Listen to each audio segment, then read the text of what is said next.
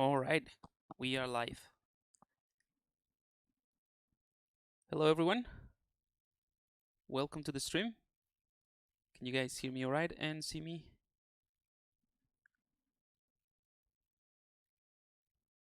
Let me know if Facebook, Twitter, and what's the other one? YouTube working. Perfect. Hey, Mordecai, how you going? Welcome, welcome.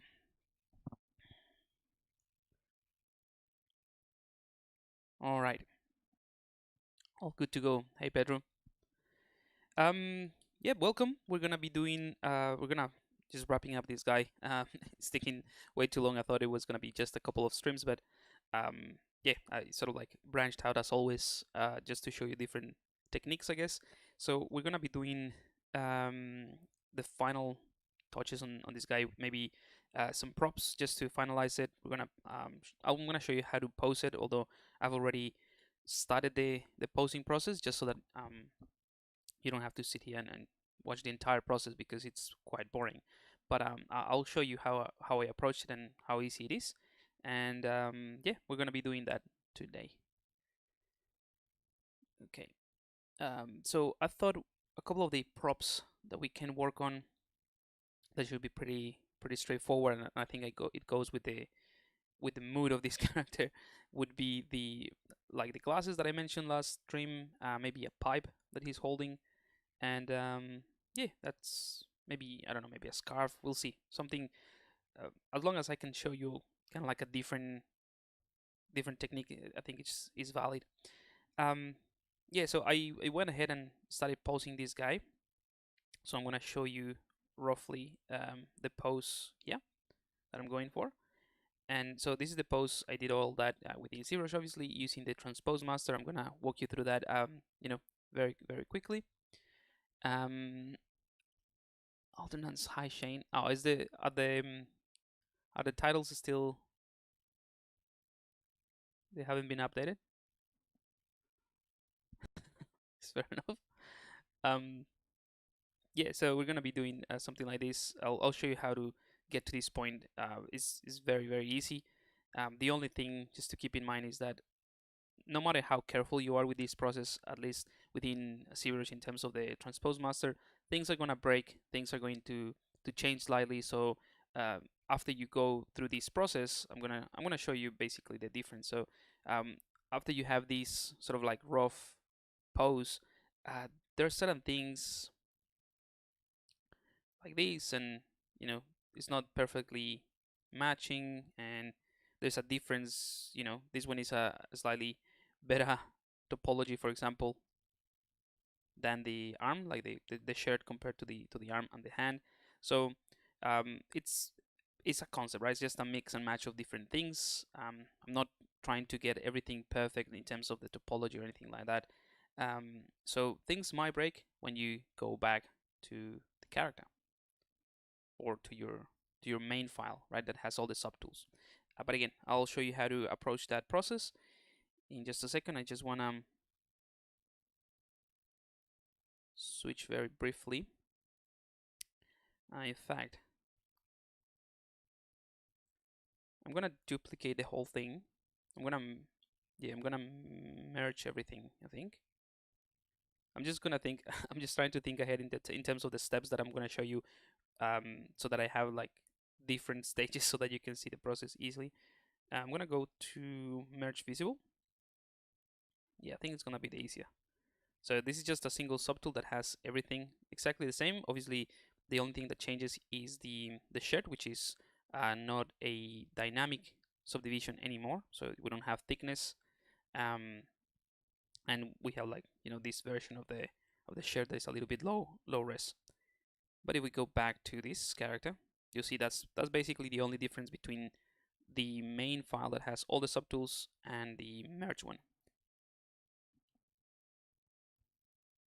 All right, so what I'll do is I'm gonna go through all the subtools,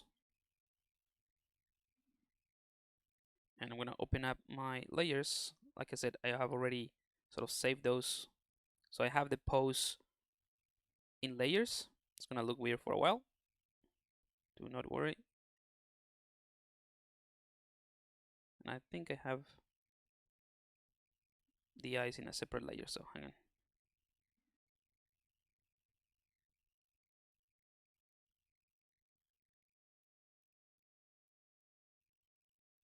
Yeah, just in case. All right. So this is a fantastic technique. Oh, by the way, I have also within the layer, I have done some tweaks with the move, the cloth hook. I always forgot the name now. Yeah, the cloth hook. So I have made some changes with that, and yeah. So this is a great technique, the one that I'm going to show you. Just I'm showing you kind of like the end result, and then I'll show you the steps. But it's great because I have the pose in a layer. So if I, for some reason, I want to go back and tweak something in the T-pose, I can do that, and the pose will still be in here. So I'll just show you why I have 3 layers. So the first layer is the pose that came straight from the transpose master. It's very obvious here with the shirt. That's the one that I have selected, right? So pretty straightforward. Then, but you see, this doesn't make sense unless this part of the shirt has like a rigid part or something like that. So this needs to conform to the arm a little bit better. So yeah, so this second layer, I sort of adjusted that, and that's just the move tool and that sort of thing. And then for the third layer, I went with the, like I said, with the cloth hook brush and dynamics, and basically added a bit more of gravity, right? And make it like all baggy and all of that, which is what I want to go for in this character. So yeah, so we have those 3 layers, and that's what makes the pose of this character. Now, if you compare a few things here, let's say that this is going to be the final render or something like that.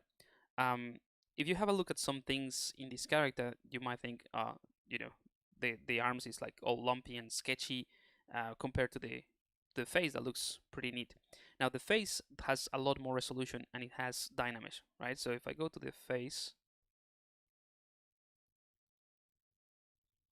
which is actually the whole body, you see it's relatively polished, right?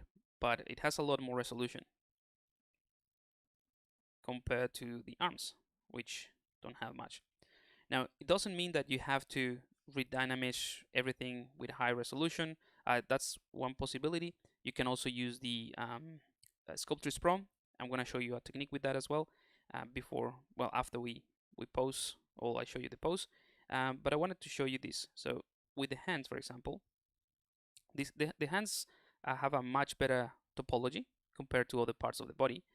Even though this is still sketch, I don't really care too much about the pose, but sorry, about the topology, because I might dynamize this. But certain things like this, like around the finger, those are the type of things that you would expect after you do the pose to come back and maybe yeah, with a smooth brush with lower resolution. Oops, I have to create a new layer, of course, so that I can record those changes, or you can bake the previous one.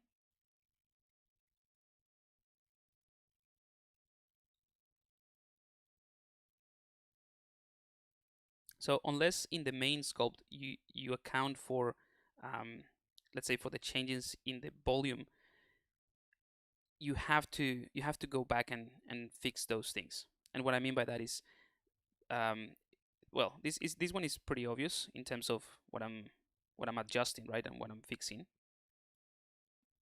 So when this part of the finger sort of like flexes, then it's gonna add a bit more volume here. So tiny little nudges just to fix those points. So that's that's one. It's a little bit crooked here, but it's all right. And I'm using the move topological so that it respects the topology a little bit better.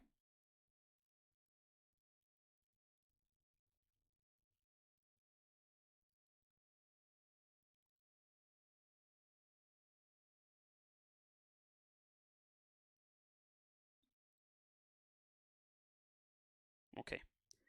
Now I'm gonna show you something else. So let's get out of solo mode.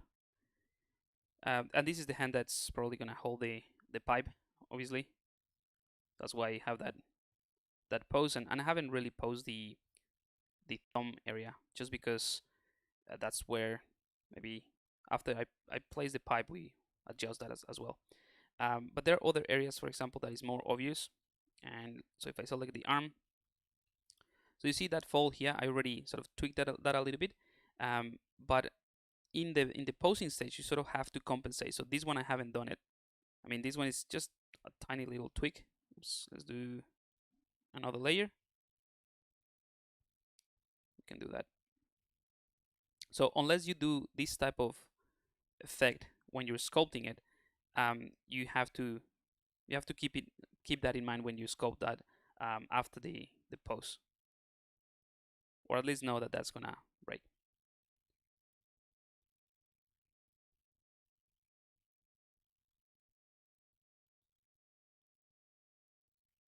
But anyway, we'll come back to this one after I show you the rest. And another important thing is, I know a lot of people, because I get this question quite a quite a few times. You, people worry too much about having a perfect topology, right? And having a perfect topology is essential if you want to do very specific parts of the process. Like if you want to take your character into animation, or if you want to do a very clean UV set of maps, or like set of UV maps, and then have a really clean set of I don't know, texture maps and normal maps and that sort of thing. But that is not necessarily the end result of everything that you do in ZBrush. You can just leave it as a sculpt, or as a concept, or as a base to then do paint over and that sort of thing. So having this as it is right now, it's not necessarily something polished, like if you compare the arm with the head. But in terms of retopologizing, I'm not gonna bother doing a whole retopology for the arm. With like a perfect topology. I'm gonna show you a couple of techniques. So now that I covered that sort of thing that I wanted to introduce you to, because you're not familiar with, I'm gonna show you how the posing works, right? And that's why I merged this guy. Obviously, you might have multiple subtools, right? So in fact, I'm gonna duplicate this guy, and I'm gonna see all the polygroups I have. I'm gonna auto group. Oh, hang on, I think my tablet is giving me issues once again.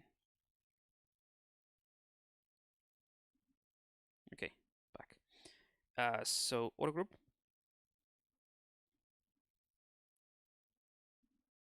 So now we have a bunch of groups that we can split it into. Some of these ones can be the same group actually.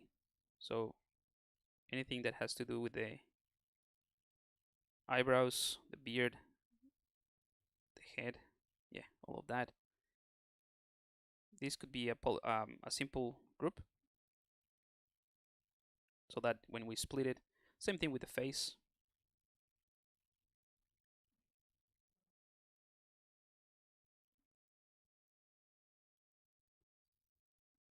And the arms and the hands, we can keep them in at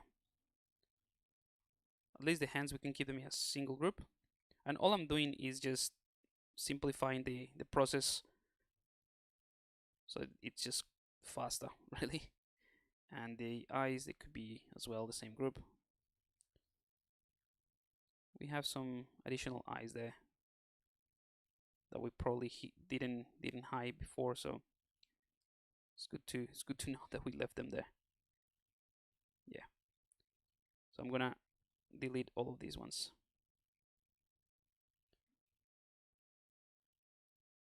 Delete hidden. Alright. So I basically grouped these. I'm gonna turn on poly paint, so you see just a bunch of different groups, and I can take this guy now and go to split groups, and I'm gonna get this notification. I'm gonna say okay, and now I have everything separate into the polygroups that I selected manually, right? And this backup here at the top is just to show you a different process. So now that I have all of these subtools, to start the posing process, I guess, you will go to, and this is one way to do it. It's not, like in ZBrush, there's many ways to do the same thing. And I'm gonna go to the transpose master here, and this one by default should be off, I believe. But most of the time I just keep this as a layer. So basically, once we bring things back into the working file after doing the pose, every single subtool is gonna have a layer with that change. So that's super handy. So I'm gonna, and you don't have to have it to send it to the transpose, but I usually just leave it like that before I forget. So again, this first step of sending it to the transpose master, you don't have to have the layer on, but just for the sake of it, I'll leave it on. T-pose mesh, so this first button, and ZBrush is gonna take all of the subtools, combine them into a single one. There we go. So now this is a single subtool. You see it doesn't have polypin or anything, it's kind of like a working file.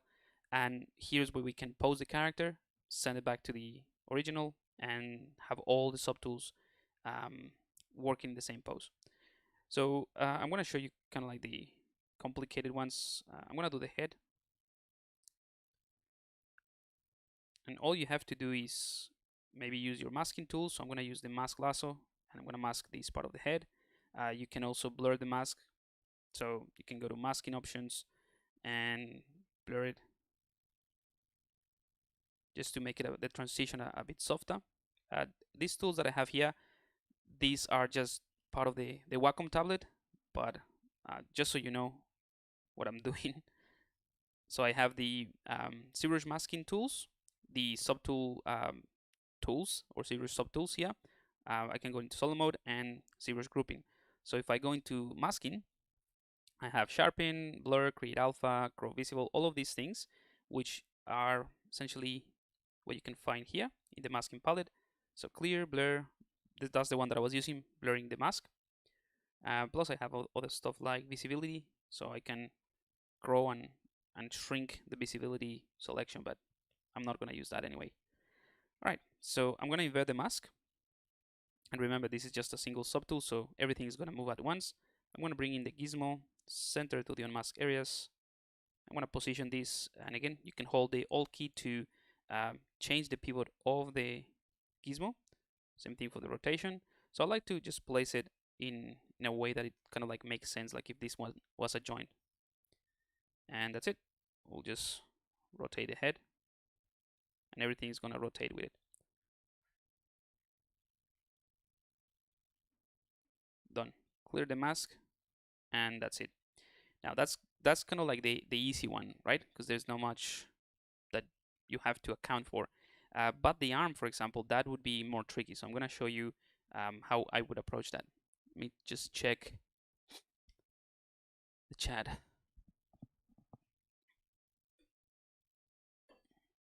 Hey Alex, Kev, Taldon. Hey Mr. Sanson, good to have you here. FX Node, yes, that's a custom menu from the Wacom pen. It's called the it's something like Express Keys or something. No, sorry, the Express Keys is something else. It's just a radial menu. If you have a Wacom tablet, it comes with the drivers, and you set it up. And it could be like I have this sort of pie menu set up for different softwares in different ways. So every software, or depending on what software you have open, this type of menu, you can customize it for whatever you want, and you can have as many as you want. I just keep these ones empty because I don't need more than this. The rest of the tools, I can keep them in my custom palettes, and I could potentially do the same thing, but I like to have only like 3 sort of actions, and that's what I have in here. Let me show you. So that's the remote, the express key remote. So the one right in the middle here, that's my Alt key. So when I press Alt, I can move like that, and then I have this one here and that one there, and that one is the one that brings this palette, and the other one brings this other palette. So I like to keep it simple in that sense. So I have the thumb to move things around, and then left or right to bring those palettes. So I'm sort of like used to, I know that if I go to the left, I bring anything that has to do with the brushes. So if I go to the right, I get all of this. And if I have extra tools that I don't use as often, I have that map to my pen, to one of the points here, and I can just bring that up. So hopefully that answers the question. Hey, Mr. Sanson, could you share your UI?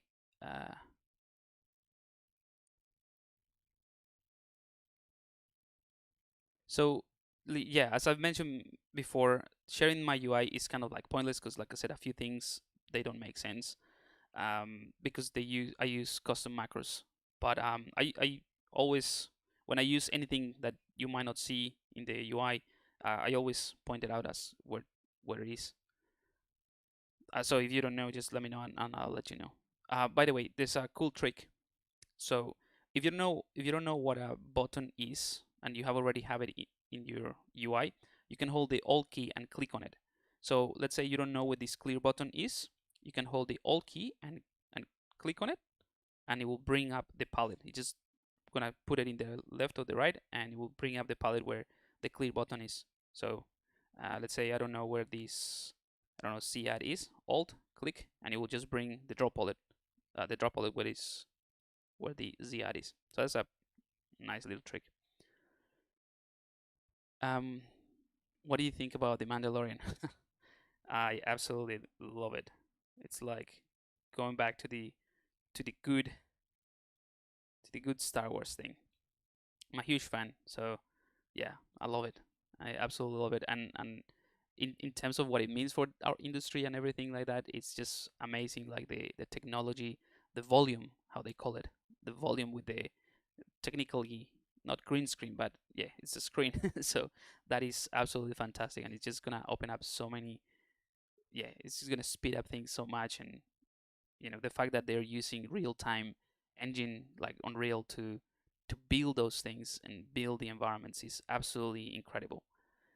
So I'm a huge fan in those kind of like those two, like from those two point of view, like as the story, the characters, the design and everything, but also from the point of view like the technology and all of that is fantastic. Alrighty, so I'm gonna show you how to mask this out. Oh, sorry, not mask this out. Pause this and mask it.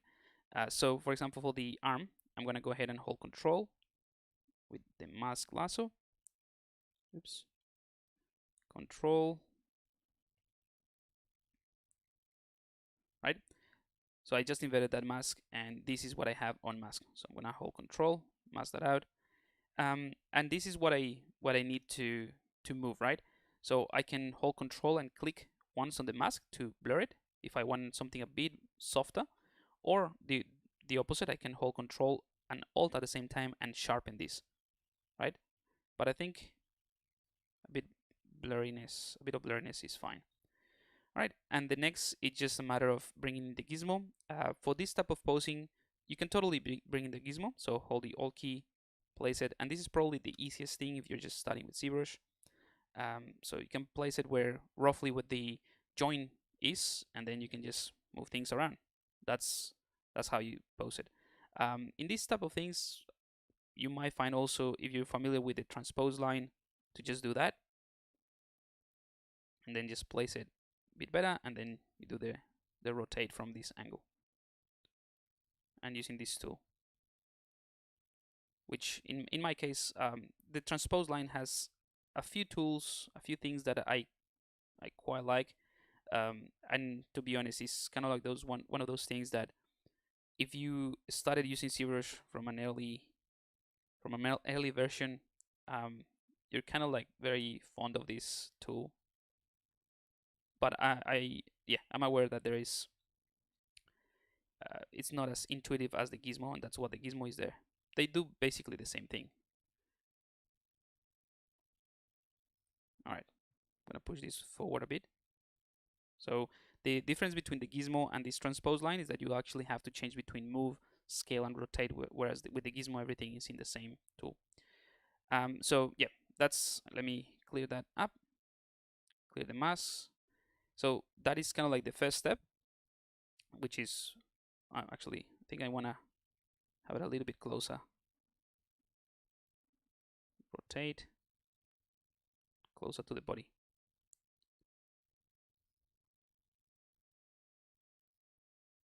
Right. And that way I can show you what I meant about the breaking things. So I'm going to turn this on, and I'm going to give this a different polygroup so you can see better. So you can see this is starting to collapse with the body. So those are the things that I'm not going to worry too much about right now, because all I want to get is the pose or the gesture, and then I can fix all those things. And just be aware that if you're posing like this, there's going to be, it's like having to pose a character that has a rig and everything, but that doesn't have the right way painting in a way. So that's the next step. So I'm gonna go ahead and try to do, replicate a similar pose to what I have.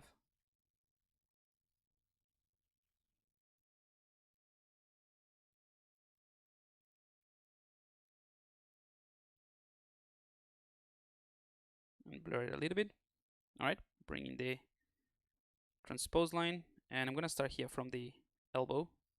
Oops. Place it like so.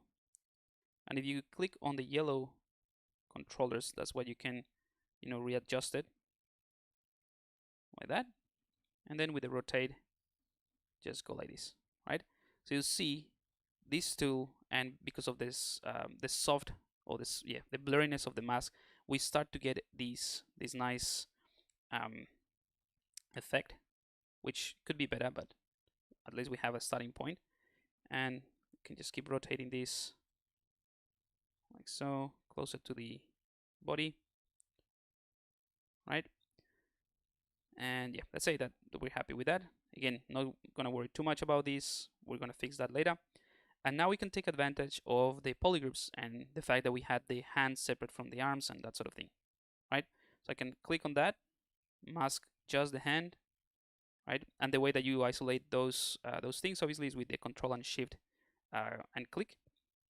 Now I'm going to invert the mask, and I can bring in the transpose line, or I can also bring in the gizmo, up to you. Like I said, it's the same thing. It's just a matter of finding the workflow that you feel kind of like comfortable with.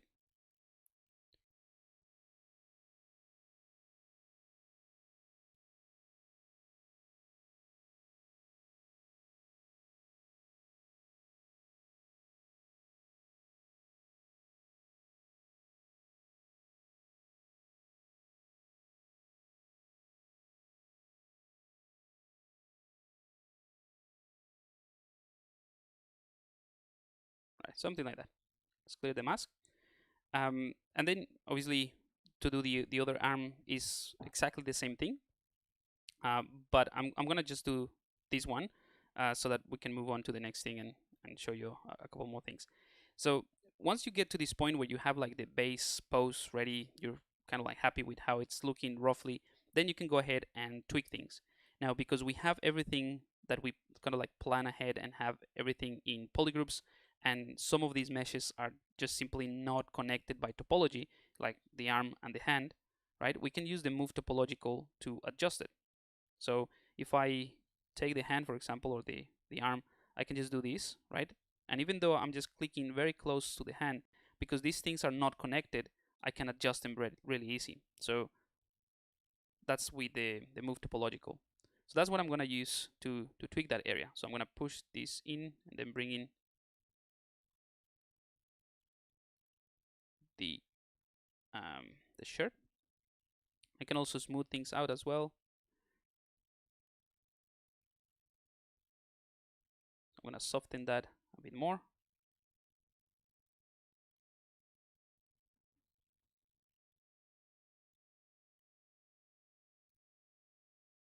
Just realized it's a little bit too broken, that hand. So I'm gonna, the pose is, yeah, definitely not great.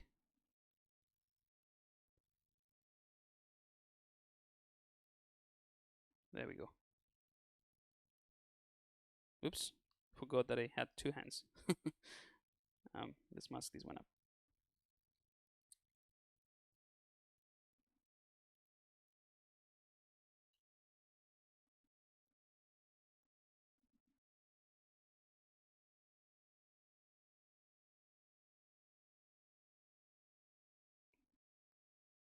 All right. So that's what I would do with the posing, right? And there are a few things, like I said, you can smooth, you can sculpt if you want to. Like for example, here, this area, you can just go ahead and smooth this a little bit, right? Maybe make the elbow, a bit more pointy with the AccuCurve. Add a bit of volume here, and you can start sculpting with, let's say, this standard brush. The only thing that you have to keep in mind is that in this process, you need to maintain whatever topology you send, it needs to be the same. So in other words, you cannot use Sculptris Pro at this point. You will once you send it back, but at this point you cannot. I mean, you can, but then you cannot go back to the original, which is what we're doing, or what we're trying to achieve here. All right, so I know that this looks kind of like awful, very lumpy and weird, but we haven't started the polishing. This is just to do the pose. So yeah, once you are happy with your pose, and again the arm is not the other arm is not ready, we can just go back to the plugin, make sure the layer is on, and this is the point of the process where you can definitely make sure the layer is on, and click on T pose to subtool. So you're just gonna take what we just did on every single subtool, and it's gonna create a new layer for that subtool, and it's gonna transpose or just do the pose that we just did, and it just takes, it's very quickly, 0.6 or 6 seconds. So let's have a look. Hey Pedro, saludo de Barcelona. Is there gonna be a Black Friday in the ZBrush Guides shop? I might do something. Yeah, why not? We can do something about that.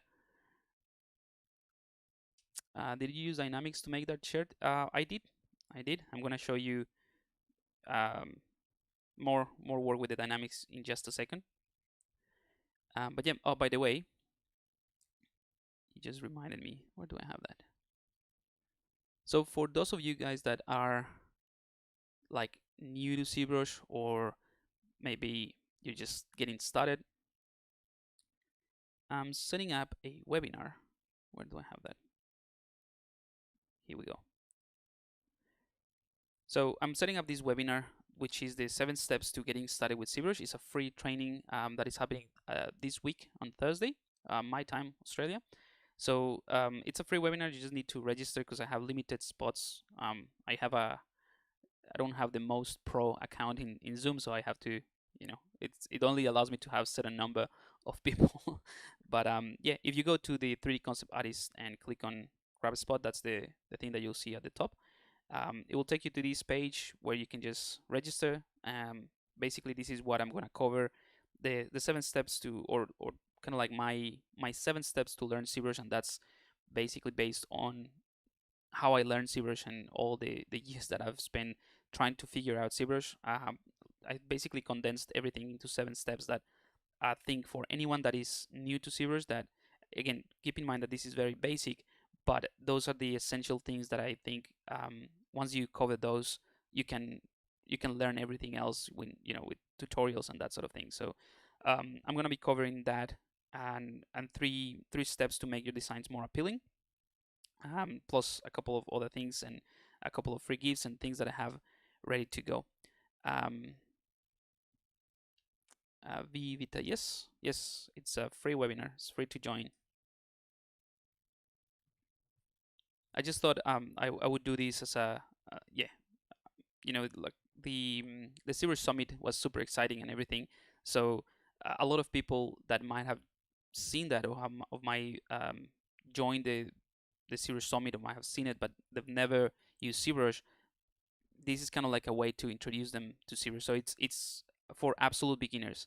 So if you have no idea what ZBrush is, or even if you know a little bit of ZBrush but have never been able to achieve something, this is the way to go. I think, as in, you know, this is for absolute beginners, like I said. Is there a link? Yes. Yeah, just go to the 3D concept bodies. Like I said, I'll put it here, but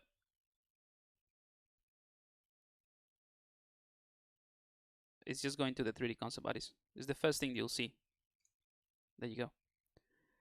So if you go to the 3D concept bodies, click on the grab a spot and you'll join. There are a few spots left, but yeah. So the the training is happening on November 26th at 9 a.m. So roughly at this time that we are doing the live stream. But yeah, just make sure it's depending on where you are, depending on your time zone. It might be the day before at night or whatever. So I'm in Australia, so that's why I put the Australian Eastern Daylight Time in here.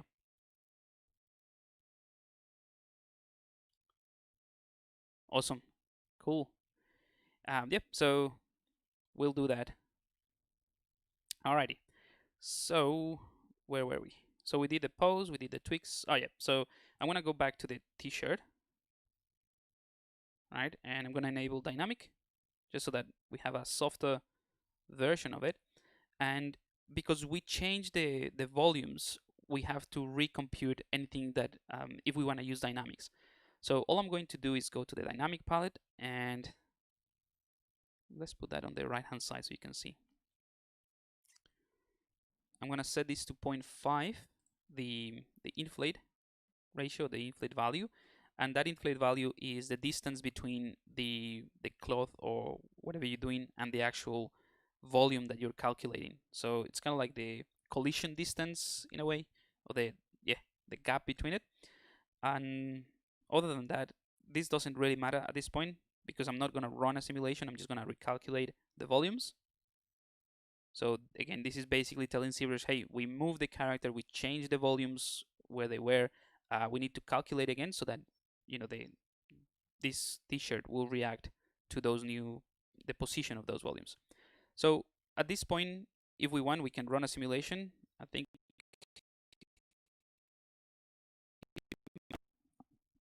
Hang on. Okay, thought I had an issue there. There might be a problem here because I placed the arm too close to the cloth, but to the shirt. Let's see how we go. But you can run a simulation at this point. You can just click run simulation, and it will just run like that. It's not too bad. Now this kind of looks like a robe. This is an interesting result. You know what? I'm just gonna keep it. This is cool. It's like a hipster Julio Caesar or something like that. Anyway, let me undo that. And that happened just because all the values are like way too much, and at least way too much for this type of mesh that is super simple. So what we can do is reduce the intensity of the gravity so it doesn't happen as fast. So let's put it to 1. So from 10 to 1, run simulation again, and you'll see it's a bit more reasonable, right? And then we start to get at those nice, tension points and compression and all of that. Now, this is great, but depending on what type of cloth you're trying to achieve, you have to consider two things. One is the firmness and the iterations here in the dynamics, and the other thing is the amount of topology that you actually have to deform it. So you're gonna get you want trying to create something with like very thin or tiny wrinkles. The current topology that we have is not gonna give you that result because it's just not there's not enough points to produce that, right? So even if we have the firmness to 1 and then run the simulation again, you're not gonna have enough points to describe those tiny wrinkles, right? So even though you have dynamic, remember dynamic is just a preview. So what we can do, let's go ahead and undo that. We can go ahead and go to the geometry palette, dynamic. So we have 2 levels of subdivision here, and we have no thickness at the moment. Do we? No, we don't. So if you had thickness, right, and the cloth look like this, if you apply that subdivision, it will create that thickness. but because we haven't simulated, we don't want to have that. So just make sure like you have thickness off. Then I'm gonna apply this subdivision level. Apply. Why is it not applying? Ah, right. We have layers. So remember, the layer is basically just the pose. So at this point, I'm just gonna bake that and go back to the dynamic, apply it, and we have 20,000 polygons. So, you know, more resolution, but it's definitely a lot better. And one thing that we can do is enable dynamic on top of the subdivision level. So once you apply the dynamic subdivision, you will end up with subdivision level. That's it. But if you enable dynamic again, it's kind of like doubling up. So you have 3 levels of subdivision now, and now you have 2 preview subdivisions in dynamic. Might be a little bit confusing, but the dynamic subdivision is just a preview of what this subdivision level would be. So all we have is like 3 real subdivision levels that we can go back and forth, and 2 preview or dynamic subdivision. But at this point, I'm happy with the amount of resolution, so I'm just gonna take this to 0. And instead, what I'll do is enable thickness. All right, so what that allows me to do is have the effect of the thickness, or be able to see that with the subdivision level. So we have more polygons, more points, and we have thickness because of the dynamic subdivision. So now if I run this, we should get a slightly different result. Let's go ahead and click run simulation. Right? So we get this cool effect where everything is sort of like contracting. Okay? Or not contracting, but reacting a little bit better. And all of this kind of like noise that you see there in this is because, again, we added a lot more polygons, so for ZBrush to consider that, and also we have like a lumpy sketch underneath. So that's the result of that, but it's not a big deal. This looks quite cool actually. So what we can do is maybe just use the smooth brush and refine this very quickly. You see, it's very easy.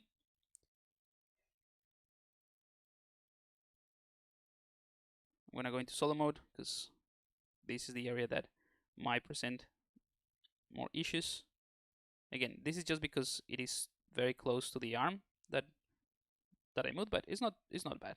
I mean, did a pretty awesome job. And of course, you can see the polygons because the amount of resolution of the actual shard. Another thing to consider is that this is kind of like I left the floor collision, so you have this collision there, but you know, you can get rid of it and it will have a more natural fall off. This is just to show you the process, but it's not the final one, right? So you have this ready to go, and if you want to now, we can after you have simulated this, you can go ahead and add subdivision levels just to smooth things out. So now this is a lot smoother, and there you go. I think it looks pretty decent. So that is the process. Let's go ahead and go back to this guy. So obviously this one I haven't done that process of, you know, the dynamic processing. So what I'm going to do is I'm going to duplicate it just to keep the original there, and I'm going to go to the layers here, and I'm going to remove or turn off the one that I use for, like I said, for the dynamic, because I use dynamic but I used it without subdividing. So you see the change. It is obvious in terms of like making that baggy shirt that I was going for, but it doesn't give me those tiny wrinkles, right? So I'm gonna turn it off, and I'm gonna bake all the layers. So in other words, I'm gonna lock in all the changes. That's it. So I cannot go back in terms of I mean, I can go back in history, but I can go back in terms of changing the pose easier. So let's do the same thing. So this is what I meant. Let's go into solo mode. Right now, this is the preview, right? But I do have thickness. So I'm gonna turn off the thickness. I'm gonna apply the dynamic subdivision. So now we have the 3 levels of subdivision, no thickness. Then enable dynamic again, turn off the smooth subdivision, and enable thickness. So that way I have pretty much the same thing, but now the amount of polygons that I had before in the dynamic subdivision are again locked in, and they're real geometry that ZBrush can consider in the simulation. Let's have a look at the chat. If you guys have any questions, feel free to put them in there. Which okay. Oh, thanks, Alex. Yep, ZBrush. Which app is this? Is ZBrush. Yeah, so I don't know if you were here before when I was just mentioning the ZBrush for absolute beginners. So if you've never seen this software before, ZBrush, never used it, I'm gonna have a webinar to introduce this to new artists that want to join and wanna play around with ZBrush. So it's for absolute beginners because it's like a pretty, it could be a bit overwhelming with all the stuff that this software can do. Anyway, let's go back to this guy. So now we can go ahead and recalculate. Every time that you change a volume that should collide with the mesh, you have to recalculate. In this case, I didn't have to do that because I had already done it, but just, let's do the recalculation again. Gravity is set to 1, firmness to 3, that's fine. Let's just try this out. There we go. Now, this is giving me a cool, interesting result that kind of like makes sense with the, the compression. These ones are working as well nicely. Perhaps maybe they're too thin. So yeah, it's working well, but we can improve this quite a bit. So I'm gonna undo that. I'm gonna turn off floor collisions so that we're not getting these compressions here. Let's try this again. So we get a more natural, drapery here, drapery effect. And the other thing that we can do, I mean, this one is looking all right. I think I quite like this one, especially the bagginess of the shirt. I quite like that. But let's try it with a bit more firmness, or maybe with more iterations. So I'm gonna undo that, increase that to 4. Let's try that with 4. Now 4 is just too thick. Just gonna keep it at 3 and simulate that again. And then just work on this part manually. I think that's fair enough. Right. So remember the arms and the body, they're not necessarily connected, and I didn't spend time like working on that transition between the neck and the shoulders. So that's why you have this weird sort of shape here, but it's gonna be covered by the shirt. So all we have to do is tweak the shape really of the shirt. Just one thing that I wanna mention here is that after you run the simulation, right? If you wanted to do it again or like continue running the simulation, if you click run simulation now, ZBrush is going to take this new state that we have the shirt on, and that's gonna be the new starting point. So you're gonna doubling up. So essentially, I'm gonna stretch things double. For example, if I do run simulation now, you see it starts from that point and continues, right? So you can do a few things. Maybe we can increase the simulation iterations and then the firmness and then run again. So it's just gonna be more firm, that maybe 5. So it's going to maintain those thick parts. The thick falls in here a little bit better. But I think I'm happy with this, or how it's looking. And now it's time to let's close that and just adjust this a little bit. So I'm gonna go into solo mode, and again try to fix all of these parts that sort of like go weird because of the intersection there. But it's just a matter of doing some smoothing, and that's what's great about these simulations in ZBrush, that it all happens within the ZBrush system. So you can do this in Dynamesh, or I think I've shown this before with Sculptris Pro. Anything that you want, any process that you have in ZBrush, can almost any process have the ability to do this. So I'm just gonna fix those things. And I have the polyframe on so that I can actually see what's happening. So there's some bit of an overlap here. And again, with the move topological, I can make sure that this works a bit better. And because I have polygroups, it's just gonna make it very easy.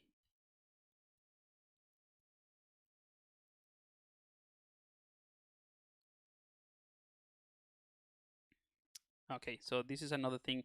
When you get like these sort of weird flicks, there's a new tool that was introduced with the dynamics that is called the smooth cloth here.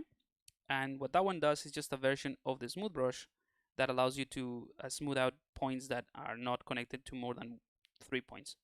So I can smooth the borders. So this one is just gonna be a lot easier to do this.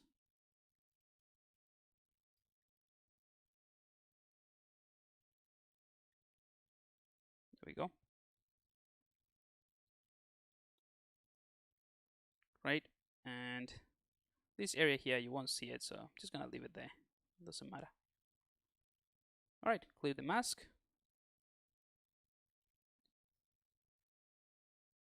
And I'm gonna go ahead and polish things just a bit. I'm gonna actually switch back to the normal smooth brush.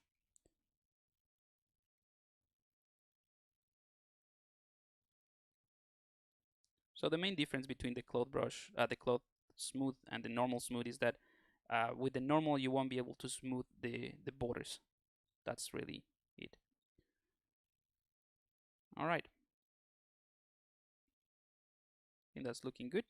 And we can go ahead and turn on the dynamic again, or the subdivision in dynamic, just to smooth things out and see how this is going to look once we smooth it.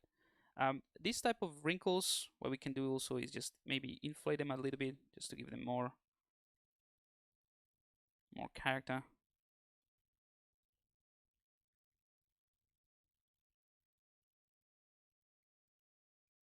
Right, and just compress them a little bit more.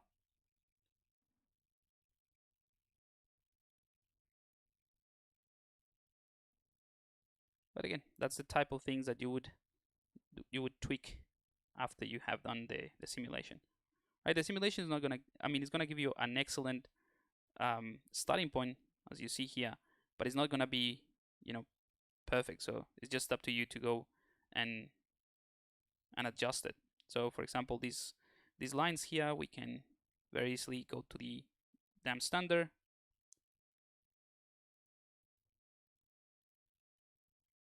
and refine them a little bit more, or with this standard brush as well.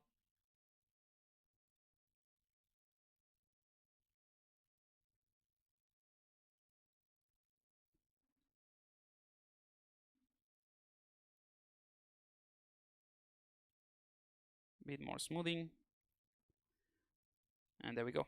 I'm gonna bring in my move brush and just tiny adjustments here, and I know that the arms still look pretty crappy, but the rest is looking pretty good. All right, so I'm going to show you how to polish the arms relatively quickly as well. Then we're going to move into the props. Hopefully we can finish that and we'll wrap up this project. I'll do a quick save as well. Can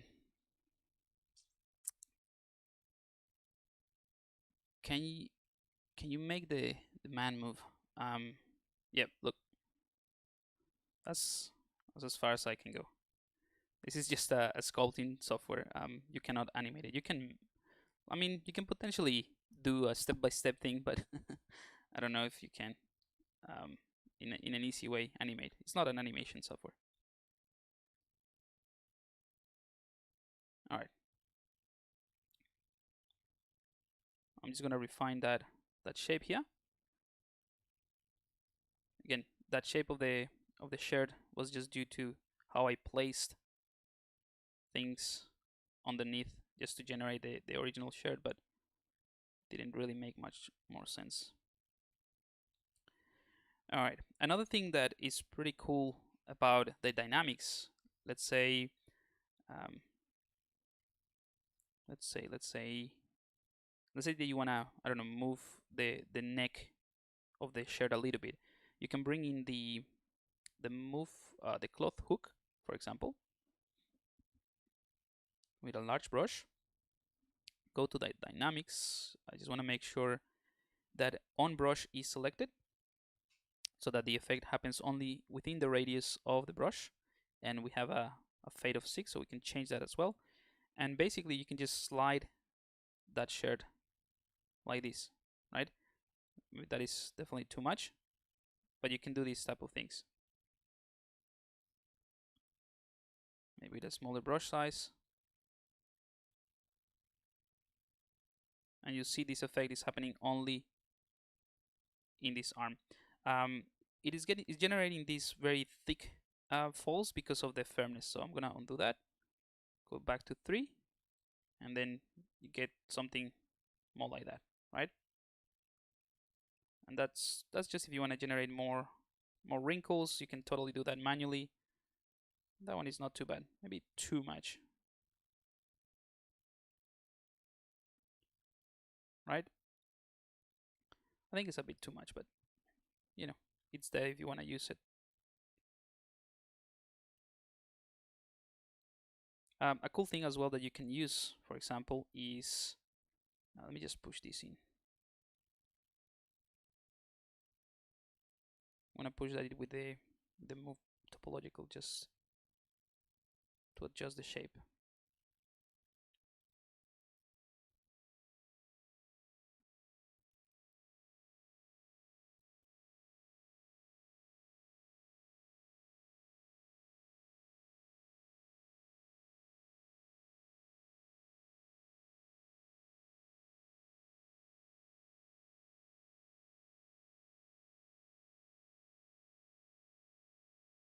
All right.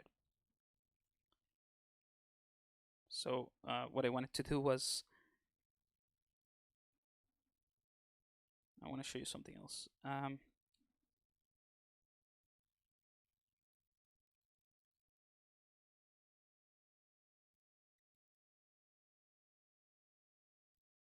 right. I just tend to spend a lot of time doing these things and these tweaks, but you know, like adding a bit more inflating this wouldn't hurt. But yeah, so you can do all of those things and just play around with the rest of the cloth brushes. So this slide might be better for this type of things because it's just gonna slide that piece. So it's gonna do this and slide those wrinkles. So it's gonna be a little bit more subtle, like that. But if I want maybe the wrinkles to be a bit thicker, I just need to increase the firmness here. So it goes more with the material.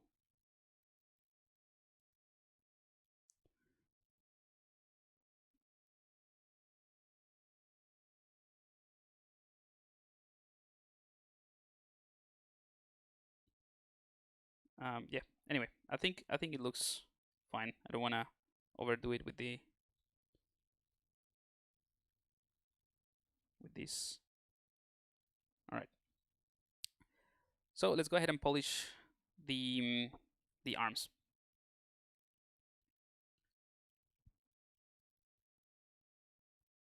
Cool. So I'm gonna select the arm. I have actually have done that before. I was gonna show you. Where did I put it? Let's just use this guy. So I'm gonna clone this. It's the same thing that we use for the transpose line and for the posing. I'm just gonna hide everything except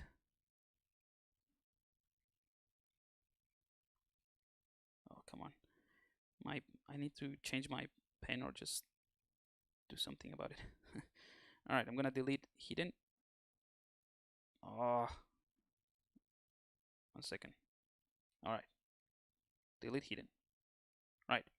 So this is what we have in the other mesh. We have a Sculptris Pro piece that we generated. during the first stream about this character. We have this one, the hand that we built from last stream, and we built this modular hand, which if you weren't here, let me show you. I have it here. So we have all these hands, right? I can just insert, and that's just to start like that. This one with a kind of like a trigger thing, a fist, spoke, and this one is like the most neutral one, and something slightly more relaxed. I think that's the one that I use for that. So we built this one in the previous stream. So if you want this type of if you're interested in that sort of thing, you can go to that stream and have a look at it. Now, so this is it's not perfect, but it's much better in terms of topology to the format and to sculpt than all of these triangles. So very different processes that we have in the same mesh. Now, these again are not connected, so you see that there's kind of like overlapping around there. All of those lines just indicates that I can move this around, right? And it's not connected. So before we can polish this as a single unit, we need to make sure that they are connected. So there are different ways to go about it. We can dynamesh everything. The issue with dynameshing things is that these are too close to each other. So if I click dynamesh, that's what's going to happen. And I have to undo, increase the resolution until I find a resolution that is good enough so that this is not happening. So we can totally do that. Let's do couple or two options so that you can see the effects of both techniques. So I'm going to increase that quite a bit, even more than that. There we go. So for the size of this mesh, about 1000 should be all right. And then of course we can smooth things a bit more.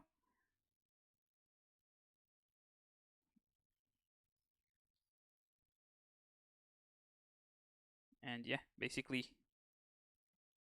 with Dynamesh, you'll end up with a much cleaner result than Sculptris Pro, because Dynamesh will generate a lot less triangles, and if anything is well distributed. So that's how you can polish it.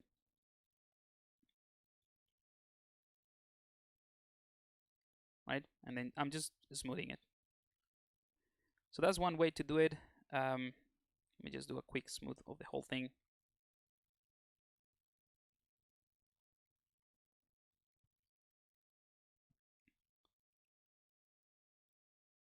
Right? And you can also use something like polish to the whole thing.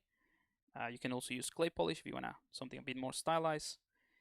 Anyway, so that's one way to do it, and it's pretty decent. So definitely something that you can go for, and it's just gonna be pretty high res in terms of topology, but it's not too bad. I mean, the arm is 150,000, 150,000, and at this point you can go ahead and do a series measure again and get something a lot cleaner. It's up to you.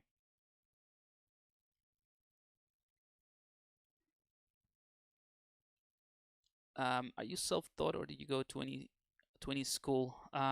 Both. So I did like proper, went to uni for that, and then I did a master's degree on animation and interactive media. But in regards to this software, ZBrush, I got introduced to it back when I was at uni. But yeah, it's a process of being self-taught, and that we're gonna talk about that as well in the webinar, in the training that I have coming up as well, if you wanna join. Do you usually 3D print your sculpt? I wish, but no. I do have. I don't know if you can see it. Can you see it? No, hang on. It's not very clear, but I have the Form 2 there sitting for a year. I haven't touched it because with with COVID and all of that, I haven't been able to get like the alcohol to curate anything. There's no resin, but hopefully at this point, I haven't actually checked. I haven't made the effort recently, but yeah. And plus, I have it in this room where I'm working every day, and it's not good to have all the fumes and stuff in there. So at some point I will. Where were we? Shame I missed the hand being made earlier. Oh, you can just rewatch it. Go back to the. You can go to the ZBrush Guides website, and at the top of the menu you have the previous live streams. You can find it there. Otherwise, in the Pixologic channel is also there. All right, so this one is pretty clean now. I'm going to show you a different option. So this is the earlier version. So what we can do as well is pretty similar, but we can go ahead and bring in the Gizmo 3D. Click on this gear icon here and click on Remesh by Union. And what that does is connect. It's kind of like a Boolean operation. So it's going to connect these pieces, right? But it's going to give you that weird triangulated topology. So I can smooth this out like this. And now it's connected, which is what I wanted. All right. So we can just do a quick smoothing pass.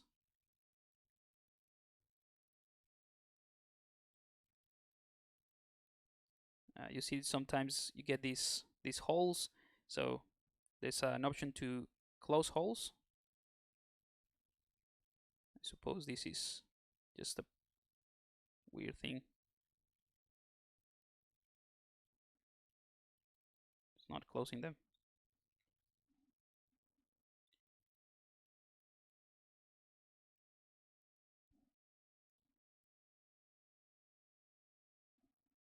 Interesting. Oh, maybe, yeah, it was maybe it's just a view thing, an angle thing. All right. Cool. So that's done. Basically, that's just a single piece now. It's combining the sort of triangulated version of the Sculptris Pro with a slightly cleaner version. So at this point, you can go to the series measure, for instance, and let's say I want to target maybe 2,000, or let's go for 3,000 polygons. This number is in the thousands, so 3 is 3,000 polygons. And I'm gonna try to keep groups without smoothing, and I'm gonna try the series mesh. So I'm gonna click series mesh, and it didn't give me a great result here. So just gonna check. All right, so all of these jagged edges here, that's the result of me smoothing things out. So that's why, because I changed the smoothing groups to 0, ZBrush is not going to smooth this before it applies the series mesh. So the easiest thing about this is to, let me just show you. I'm gonna go to the smooth brushes. I want to click on smooth groups. So this is a smooth brush that only smooths the difference between two groups, right? So you can go ahead and do this, right? Smooth this. And you see it's just making a very clean, if I turn the line off, it's gonna make just a very clean line between the polygroups. So that's kind of like the manual way to do it. The automated way to do it will be to leave these smooth groups to 1, and ZBrush will do it automatically. Now, the reason I didn't leave it originally to 1 is because these polygroups in the fingers, they're already pretty clean. So when you have the smoothie groups to 1 and you already have clean groups, it's not going to give you a necessarily the best effect. So I just prefer to do it manually like this, leave it to 0, and then series measure. Now, if you had every single polygroup was the same in terms of like those jagged edges, then you will leave it as 1, and that's pretty decent. So let's do it again, series measure, and now we have a much better result with a cleaner topology. Done. It's as easy as that. And of course, you can now turn this dynamic and then smooth anything that you want, and you have a lot more control over the surface because the underlying geometry is a lot cleaner and simpler. So those are the different, processes. You can also do the same thing by using Sculptris Pro. Up to you. But that's just how I combine two meshes that are definitely very different in the way that I created them. So let's go back to our character here. So I'm gonna do that, and I'm gonna duplicate arms and the hands. So I'm gonna turn this off, And I'm gonna merge these down.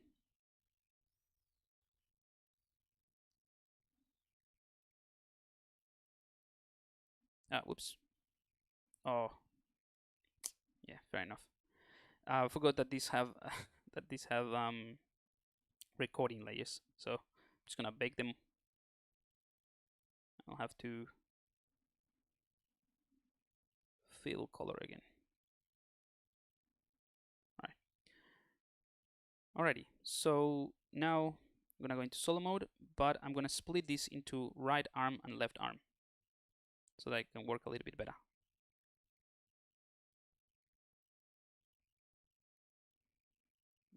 Having some issues with the tablet.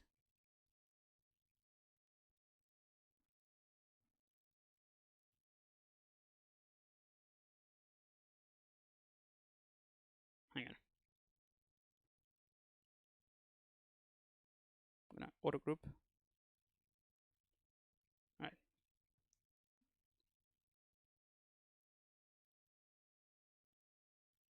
Split hidden. Alrighty, so now we have the two arms and the hands together. So I'm gonna do this one first. Same process.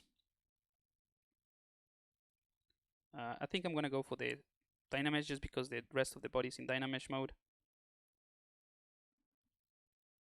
And I'm just gonna concentrate on these areas. So I think I need to go for a relatively high resolution.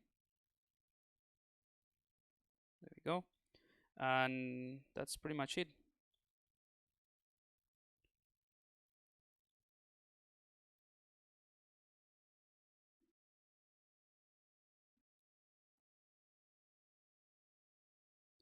And because this is now a Dynamesh object, I can go ahead and sculpt, fix all these weird shapes.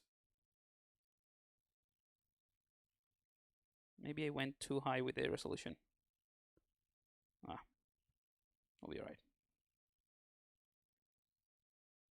By the way, you can also do this process before you run the simulation on the cloth as well, on the shirt, if you're doing something similar, and that way you won't have that much lumpiness in the shirt because the arm is not as bad. Alright, I'll come back and clean this up. Just wanna have enough time for the rest. We did 1,200, I think. I have these smooth groups, that's why I was so slow.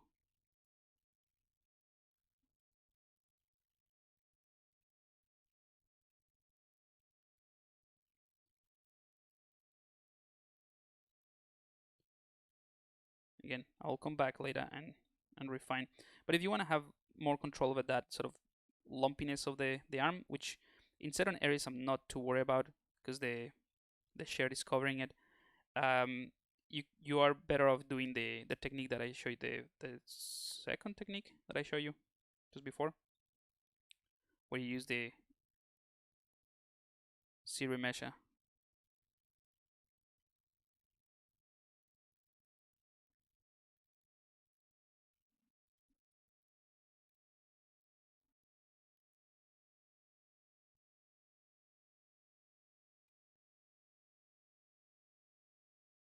All right.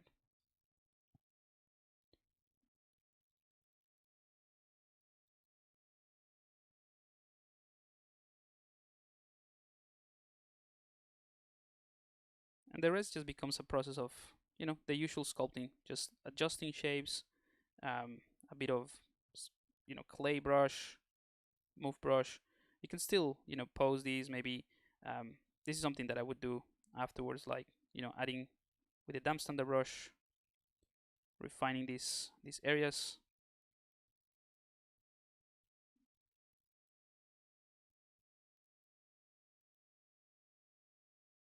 And this is a process that maybe works really well for a more stylized type of character. If I were going to do something more realistic, that needs a lot more subdivision and more details and control over the forms a little bit more, then in that case, having a cleaner topology from the beginning would be more imperative than this. But the whole idea with this ZBrush Live things is to give you different options for depending on what you want to do. So I just moved to the clay brush, and that's just the clay brush, and that just allows me to do this type of refinements of the volumes a lot faster.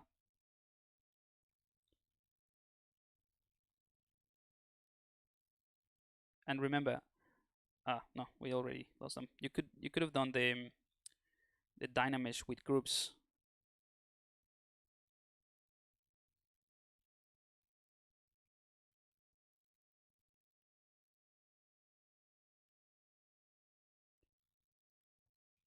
Anyway, you get the idea.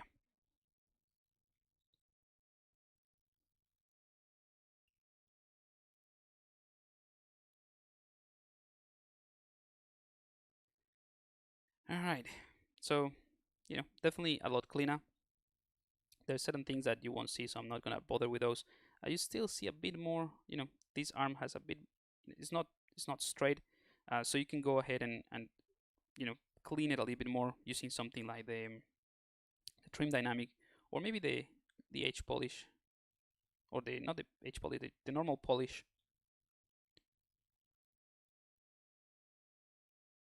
Right, and that's just gonna clean up those sort of lumpy areas and help with the stylization. Again, this process, once you have this at this stage, post and optimize, clean that a little bit. It's just a matter of doing the usual sculpting, I guess. And this is where I spend a lot of time, just because I enjoy this process of refinement and doing the thing over and over until I get cleaner shapes. And again, different processes, different workflows. Maybe I'm gonna tweak this, give it a bit more meat.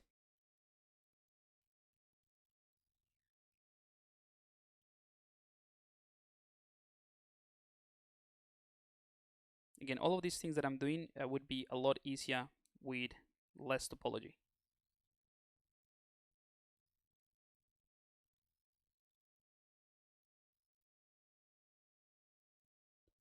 But those are like little tweaks that I can do afterwards. I think I covered kind of like what I need to show you. Maybe this arm is the one that is really wonky.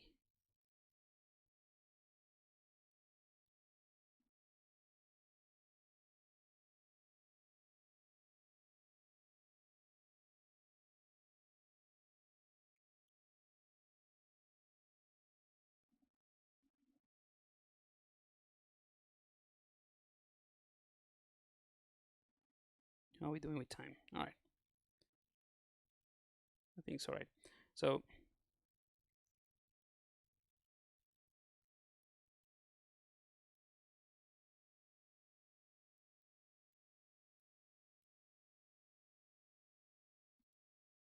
I don't want to overdo it here.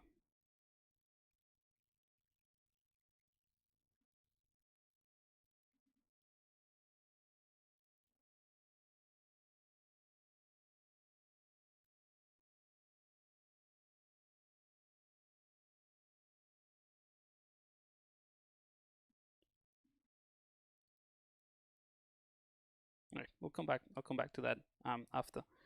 But that's about it. I have to also tweak the. Now looking at the body is not great either. But we have sculpting layers. I might as well just bake everything.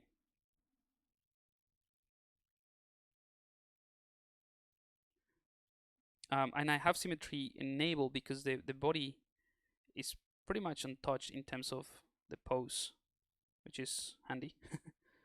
I pose the head and the arms, but not the body. Alrighty. I think that works. Cool. So let's go ahead and do the pipe and the. I don't know if we're gonna have time to do the glasses, but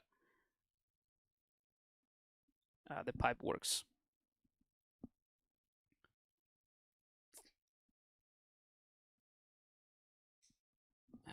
Hang on, I'm missing a few of the chat activity.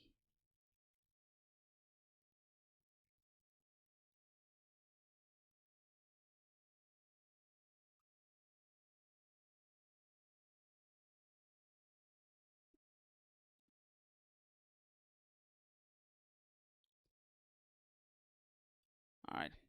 Hey Pablo. Hey Kaboom. Talon aspect. What's the difference between move and move topological? So the main difference is the move topological respects topology. So to give you an example very quickly, if I select this arm or the hand, going to solo mode, the move brush, you'll see the radius of that red circle. That's the reach of that move brush. I can do this, and as I move it, you'll see that it's also grabbing this part of the finger, right? If I switch to the move topological, as soon as I click in this area, it's gonna respect that topology a lot more. So Siri is gonna have a look at what's the continuity of that topology, and it's gonna allow you to move those things a lot easier. That's the main thing. Does anyone know if there are any Blender software streams? Not here. This is the Pixologic channel. Hola Juan, hello from Spain. Hey Spicy Maligro, how you doing? Great having you here. Golden nuggets. Thanks so much, mate. Appreciate it. When will your course be distributed to the winners?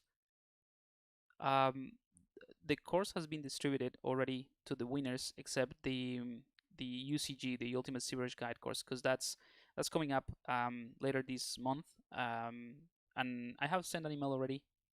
I don't know. Are you one of the winners? Sorry, don't recognize the username. But if you are, you'll get an email with all the info. It's just that it's not ready. It's not. I mean, it's ready. It's not online yet, so there's no way to access it so far. But it would be in a couple of weeks or in a week's time.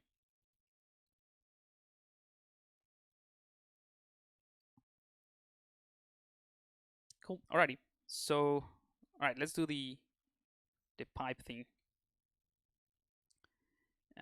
We can probably work on a different tool just to make things a lot easier. And a pipe. Yeah, let's do. What can I show you? Something. Oh, you know what? Let's do the pipe with a project primitive. That's pretty cool. So yeah, I'm gonna click on the cylinder 3D, make it a polymesh 3D. I'm gonna leave the polyframe enabled so that you can see what happens. And I'm gonna scale this up, and I'm gonna get the kind of like the initial shape of the pipe with just deformers, and then I'm gonna introduce another deformer. So yeah, I reckon it will be cool to see.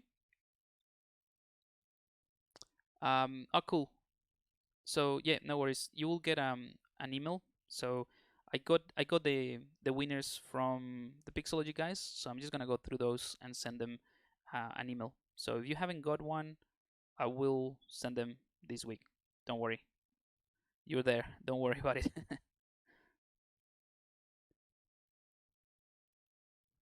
Alrighty. So for the initial shape, we can go ahead and click on the gear icon, and we can use something like the taper deformer, for example, and then just taper this toward the top, and then also toward the bottom, maybe more at the top, and then use the white controller to adjust the amount,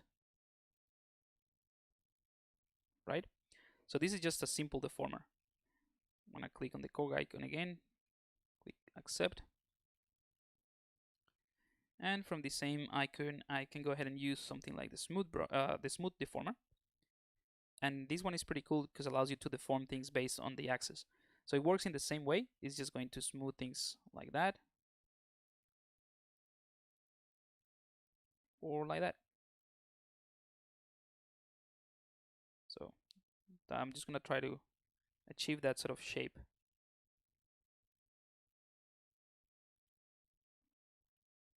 And another one we can use is the soft deformer, or deformer soft. This one is like a lattice. We use this one for can't remember for what last stream, but yeah, you can establish how many points you want to use, and then I'm gonna switch to the pen mask so it's easier. And just mask those points.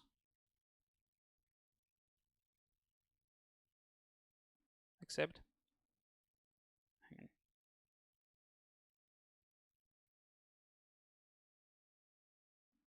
Accept. All right, so that's our pipe almost almost ready. I think I'm gonna flatten this a little bit more, so we can use another deformer. We can use the flatten, push this down like so.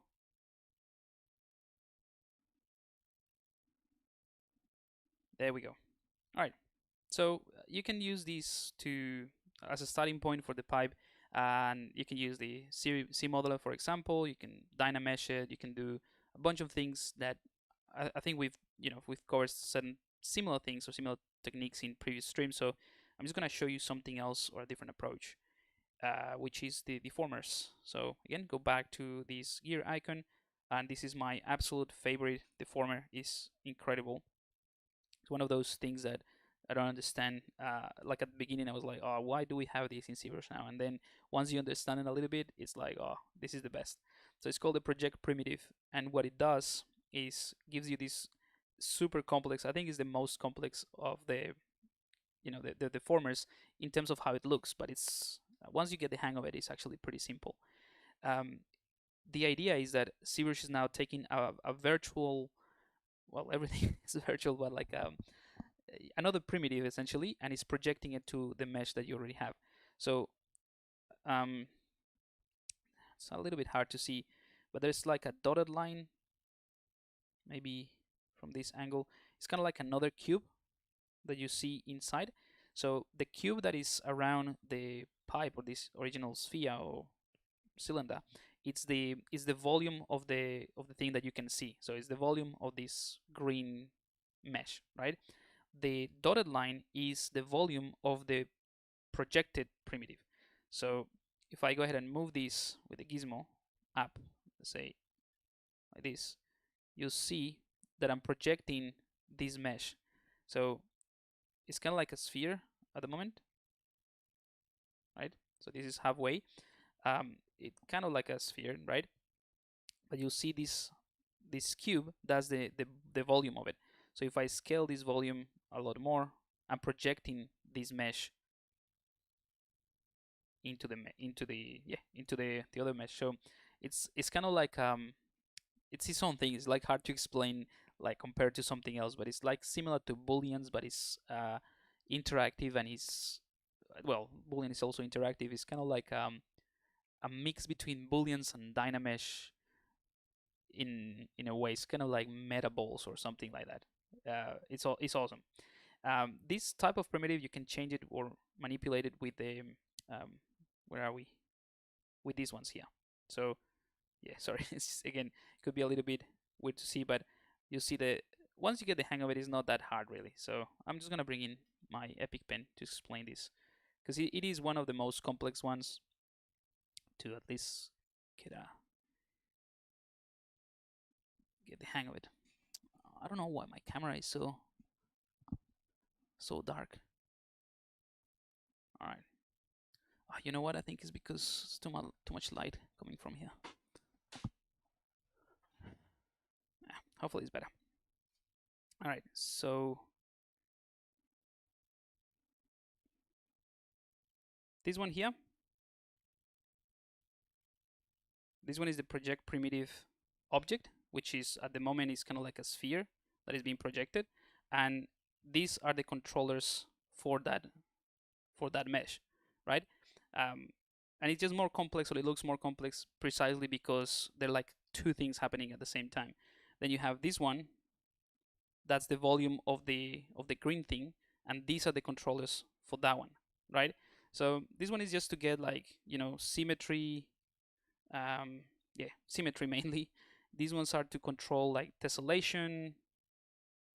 Again, all of these things are a little bit more. Don't worry about that. I'll explain them in a second.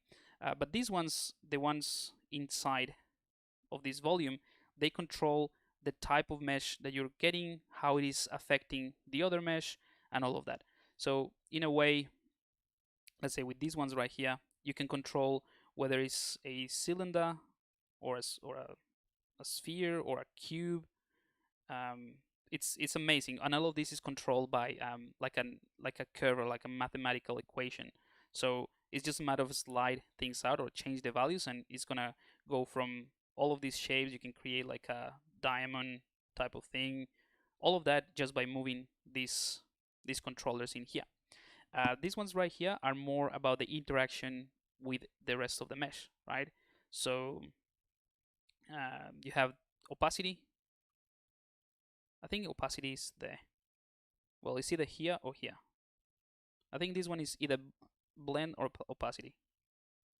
So they're two different things, but I'm not gonna go into too much details here because I do want to finish the pipe on time. But let me just clear as a quick recap. Anything that is anything that is related to that box that controls the primitive that you're projecting is going to affect how it is interacting with the other mesh.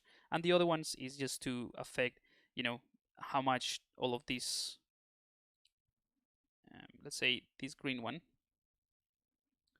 controls the tessellation, which means all of this is a horrible color to do it.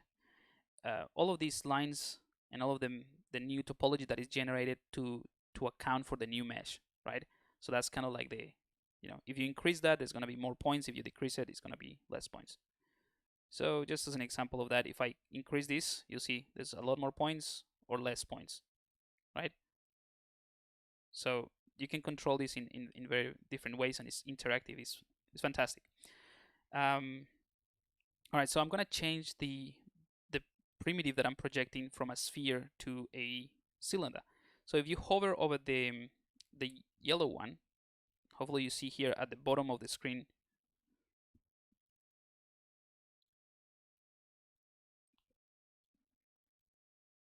it says primitive number 1. It's hard to see, but when you move this yellow one, it's going to change to 1, 2, 3, 4, and that's the different mathematical equations that it's doing. So it's just changing the parameters, I guess.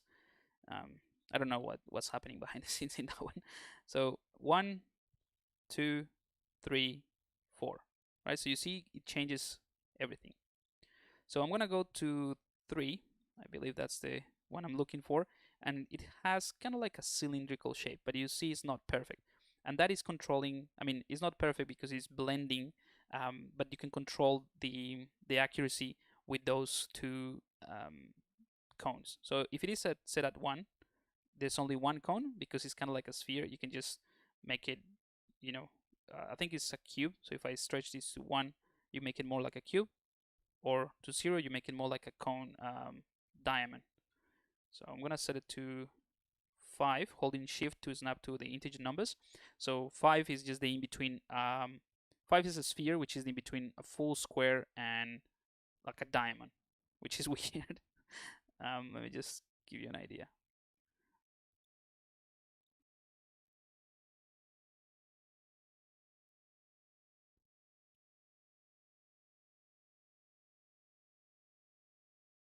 So this is basically what this cone is doing. This is at 0.5, this is at 1, and this is at 0.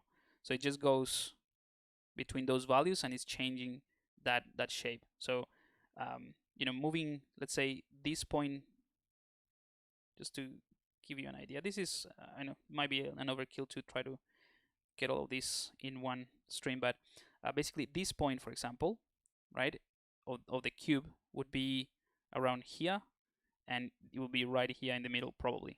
All right. So yeah, let's connect this point to the corners.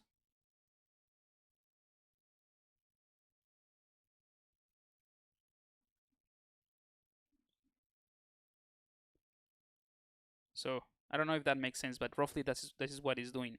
So it's taking this point and it's flooding it here, and then there's another point which in the cube would be around here, right? Which would be this one in a way. Um, so yeah, the 0.5 is kind of like the in between the two. But again, I'm just, this is an overkill. Don't worry about those things if you think it's maybe too complex. So all you need to do is you can just change with the yellow one. You can change between different types of primitives. So this one would be a cylinder, and you have the blend. So this was the blend, and then you have the opacity. So the blend is going to change how it's blending with the original mesh. So I can do this. So there's a lot of blending or no blending at all. So now you can see fully what this primitive is. So if you're just learning about this primitive, project primitive, I would recommend to set the opacity to 0. And then once you change between those, you can see very easily what is the type of mesh that you're using. So set the blending to 0. So, all right, so I'm going to use this one to carve a hole. And I know that this has been quite, you know, a bit of time just to do this, but it's good to get an idea of what I'm going with it. I'm going to change the axis. So right now it's set to the Z axis. You see this point, or this color, which is the Z axis, matches this arrow of the Gizmo 3D, right? So yeah, we have the cylinder, or this primitive, pointing in that axis, the Z axis. Right, so I'm going to change that to the Y axis, so it's pointing up like so. And then we can just, do the rest by changing this like that, maybe add a bit more resolution to the interaction. But what I want to create is a hole for the pipe, right? I want to subtract it. So we could have done that very easily with the CModeler or with booleans, but this is just another great tool. The way that this works is, as soon as I change that middle line and put that volume outside of the other volume, yeah, sorry if I'm just going a little bit too technical here, but that's just how this one works. So if you have a volume like that, right, which is what's happening right now, I'm adding this, I'm projecting and adding this primitive on top of the other one. But you notice that the middle point, or the center point of the volume of that cylinder, is right here in the middle. I haven't put that outside of the other volume, so it's that line in here. So this is the center point, and this is the volume, right? As soon as I take that point, that middle point, outside, ZBrush is going to invert the effect. It's going to extract that, or not extract it, but like invert it. So I'm gonna push it up, up, up, up until it flips. Bloop. And now I'm projecting this one inwards, which is amazing. And then again, you can just, extrude this or expand that, make it a little bit larger, just to create the hole. We can make it smaller, larger. You can project things the way that you want, obviously. You can play, now that you know what you're doing, you can play around with the blending, so it has like that nice beveling effect, right? Instead of being a sharp thing, it could be nice bevel, and also give some roundness over there. It's just amazing. I mean, this is my absolute favorite. All right, so let's say that you're happy with this. We also want to do the rest of the pipe. Again, you can keep using this. So the way that you accept this, you can just go to the gear icon and click accept. So click cog icon.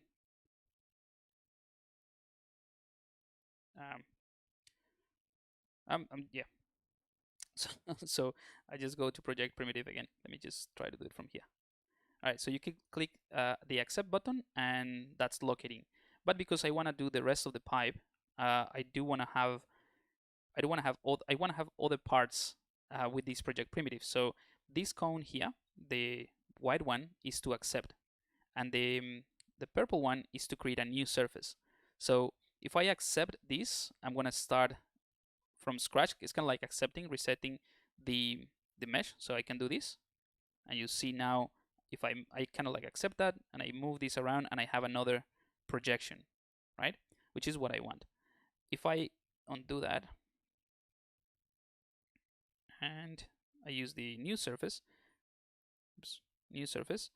I'm just gonna add a new surface based on that projection, but it's gonna change what I did before. So I wouldn't want to do that. I want to accept.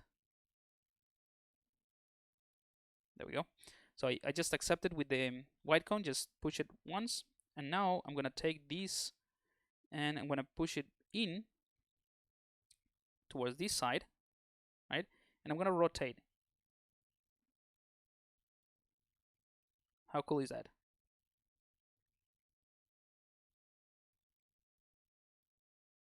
So that's gonna be the bottom part of the, I don't know much about pipes, the neck, I don't know how you hold it.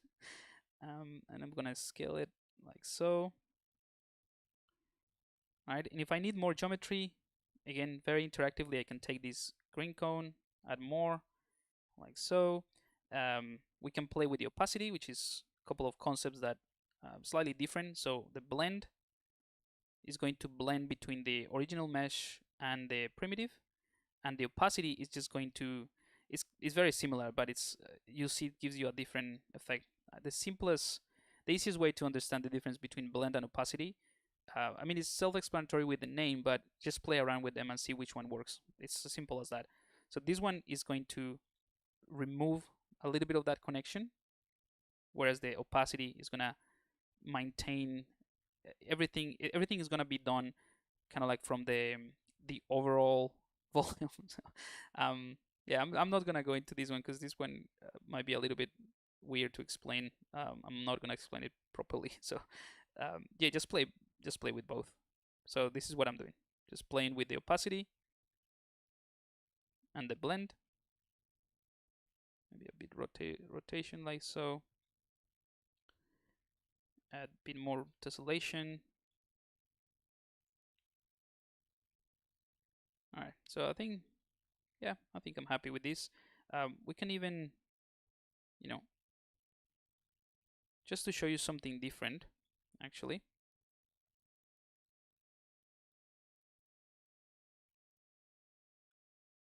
Let's put it around there, just to show you something different. These modifiers, the yellow modifiers, are going to modify the shape of this pipe. So maybe I want to do something that changes from or goes between cylindrical to, I don't know, squarish. So I can take this and change that like that, right? So it just gives me that sort of square look, and then I can use the blend again and the opacity to go between that sort of like blocky square pipe to the rounded one. So it's really handy. Or vice versa, you can do something like this. That one is actually not too bad.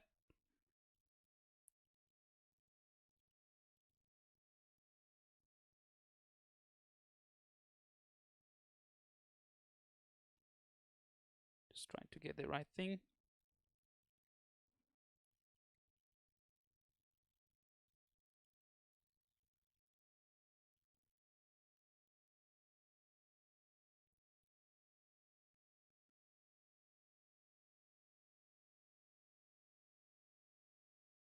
All right.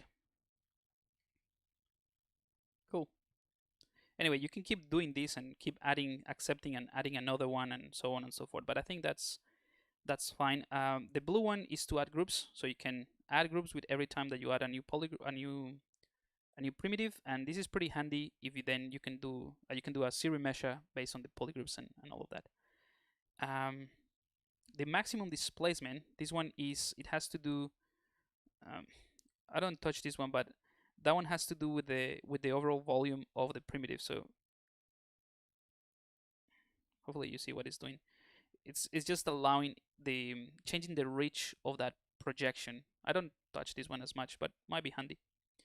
All right, so let's click on the gear icon again, click accept, and now we have locked in those changes for the pipe, which is fair enough. Now there's some parts here that we can definitely tweak. So let's go to let's rotate that in this angle so that we can use symmetry. Just use the smooth brush to smooth that out.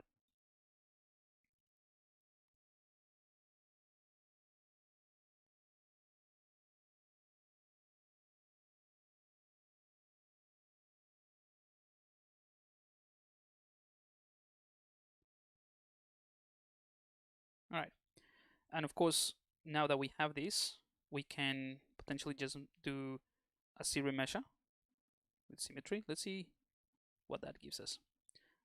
I have a feeling it might not be ideal, but let's just do a polygroup all, so that doesn't, or not, just leave it like that.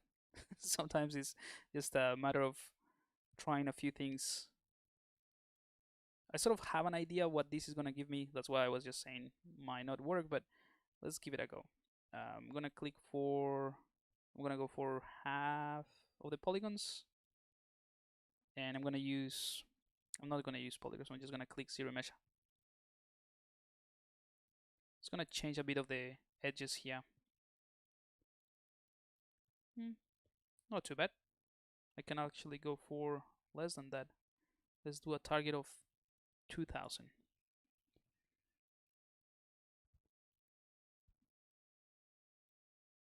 Yeah, that's not bad. But we can definitely help ZBrush to get us, a much better result if we use the polygroups. So something we can do is I'm gonna use the lasso to hide this area, right? And I'm gonna get the polygroup visible. Then maybe another one for this. So I'm gonna use the slice.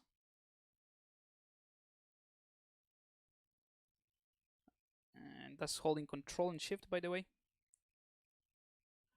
Actually, before I use the slice, we can flatten this using hold Control and Shift, and I'm going to use the trim curve, right? And the trim curve is going to trim that line, and at the same time we're going to get a new polygroup, so that's probably a better one for this. Maybe I'm going to do a slide angle as well, like that. All right. So you see, just clip that area, and it gives us another polygroup, which is what I want. Then we can go ahead and use something, so like rectangular, and I'm gonna merge. Hang on. First, let's do auto groups here.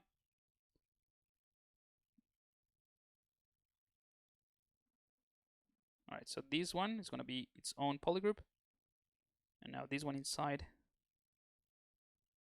is gonna be its own polygroup as well. Yeah, I mean you can do another polygroup for the inside, but that's it. I do want to have a polygroup for the top area of this guy, so let's do that.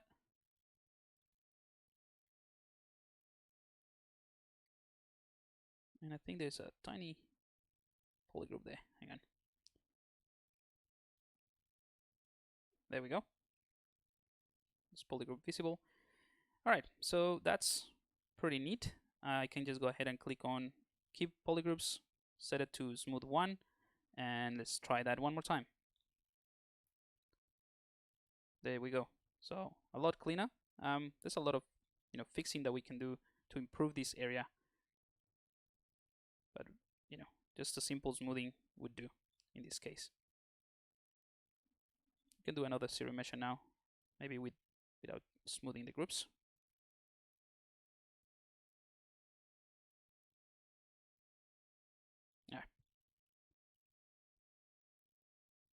I'm just destroying the shape a little bit, so I'm gonna undo that. I think it works. I'm just gonna do a quick polish to get a bit of a rounded effect, and then a clay polish to sharpen things up.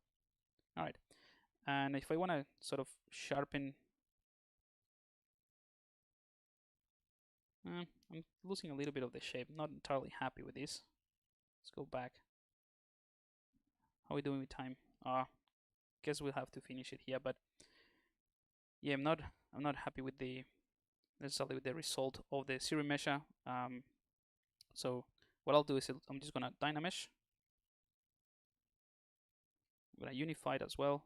Dynamesh. That's too high. There we go. And then I'm gonna polish and smooth things out.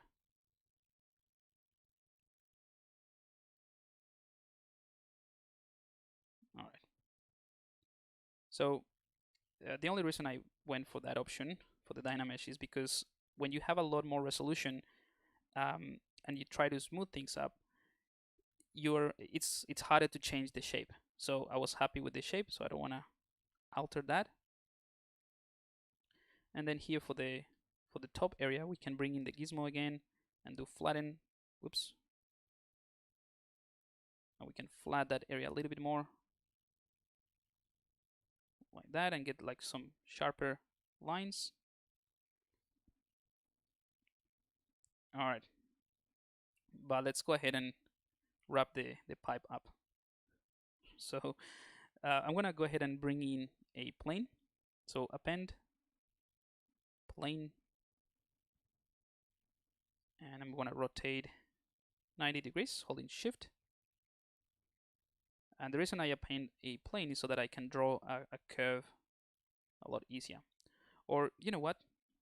I'll show you two techniques. We have 5 minutes. All right, so this is one. You can append a plane, take the, the curve tube and do something like this, right? And change the brush size, right? And that's because you draw it on that plane, is gonna have that, perfect angle. And then, yeah, let's accept that. Split on mask, select this, turn on symmetry, and then you can smooth that whole thing. And then just use the move brush to adjust the placement.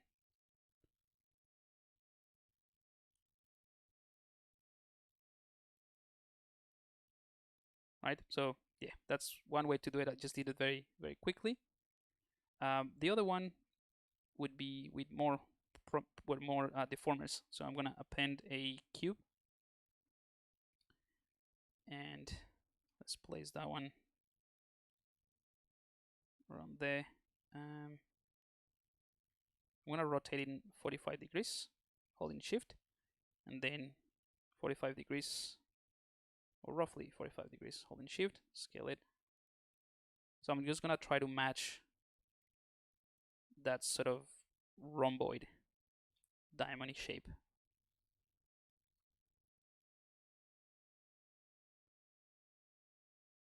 Right, and I'm gonna scale it like so.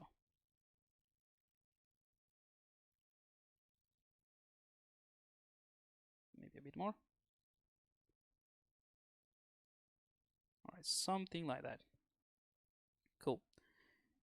So that's gonna be that part. Oops, I forgot to change the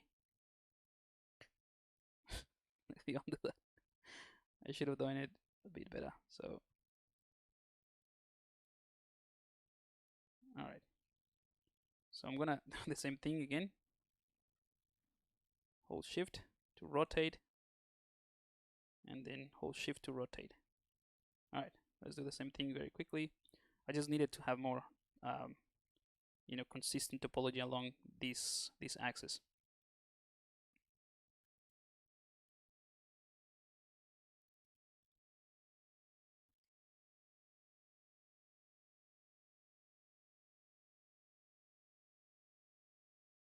There we go. But now that we have this, we can go ahead and click on this gear icon, and we can use something like the taper deformer, and I can taper this like that, and then play around with a curve, and then we can also accept, and you don't have to accept every time. You can also use the smooth one, right? And we can smooth, so it starts kind of like sharp here, and it smooths towards this area, right? Which is pretty cool. And then we can use the bend curve, and we can set up the points to be in the y-axis in this case, increase the resolution like that, and then we can give it some shape.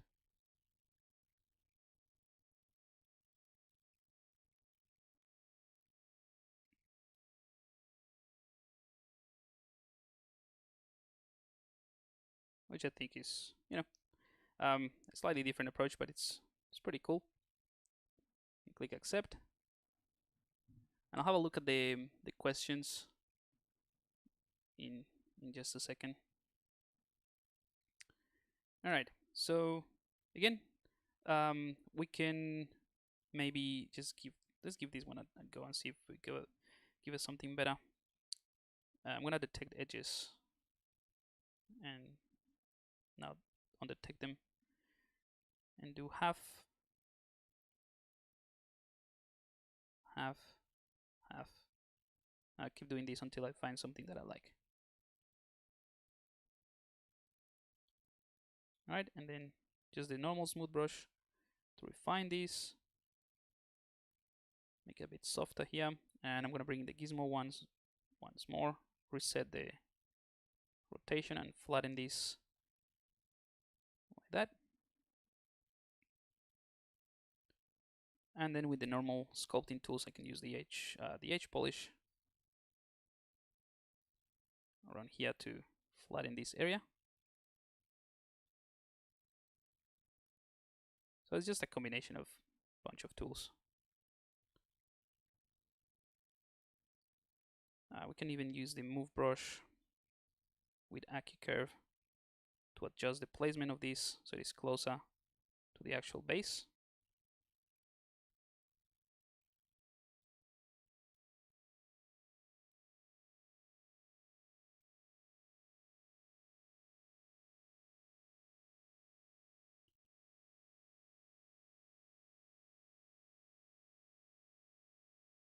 And turn this into dynamic.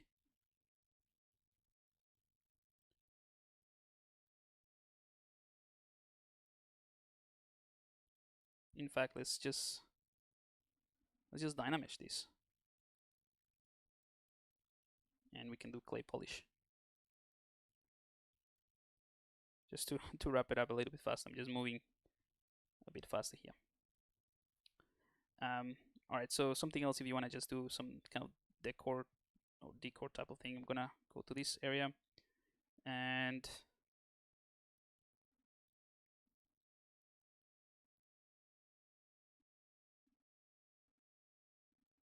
select lasso.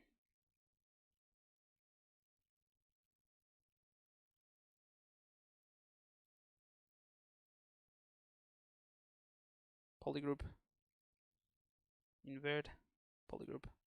So now I have these, hang on, so you can see it. I have these different polygroups, and then I can use something like panel loops, for example.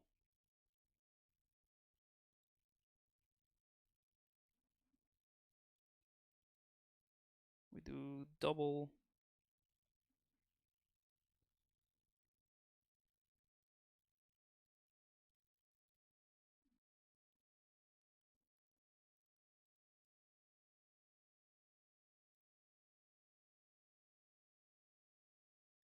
Just to add something different. Anyway, so let's merge these two together. So merge down.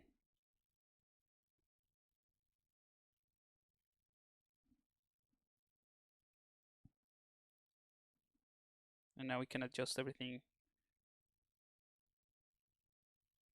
at once, maybe. Not too bad. And copy this tool. Let's go to our character. Let's paste that. Let's go to unified. Scale that down.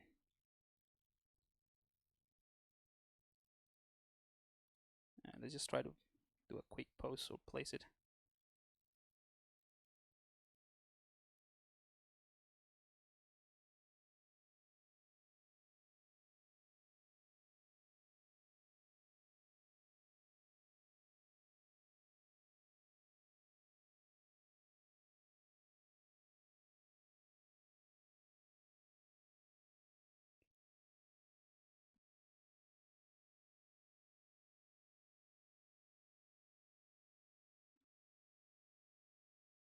All right, and this is the part where you can go back and adjust this arm or the the pose of the fingers. I'll do that very quick.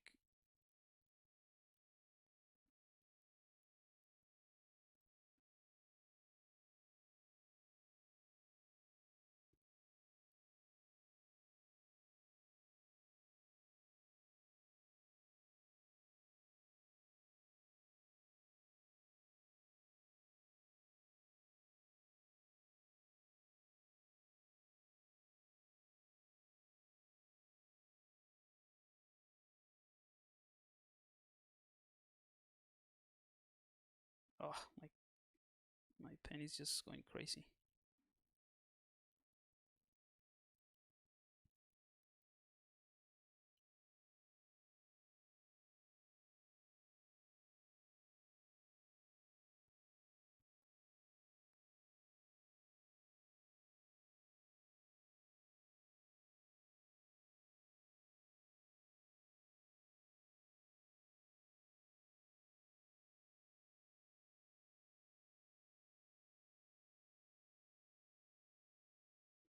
There we go. I'm gonna leave it there. I think you get the idea.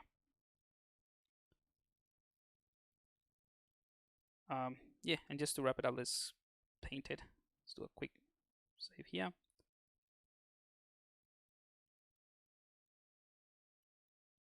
What's happening? No, all good. I thought we made a complete mistake there. Let's give it a brown color.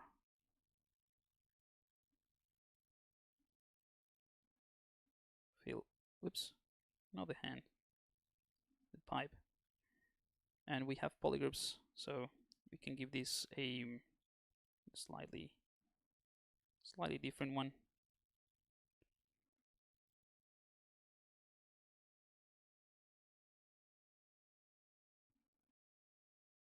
And I'm gonna assign a, I don't know, different material just to make it more interesting. Something like silver foil.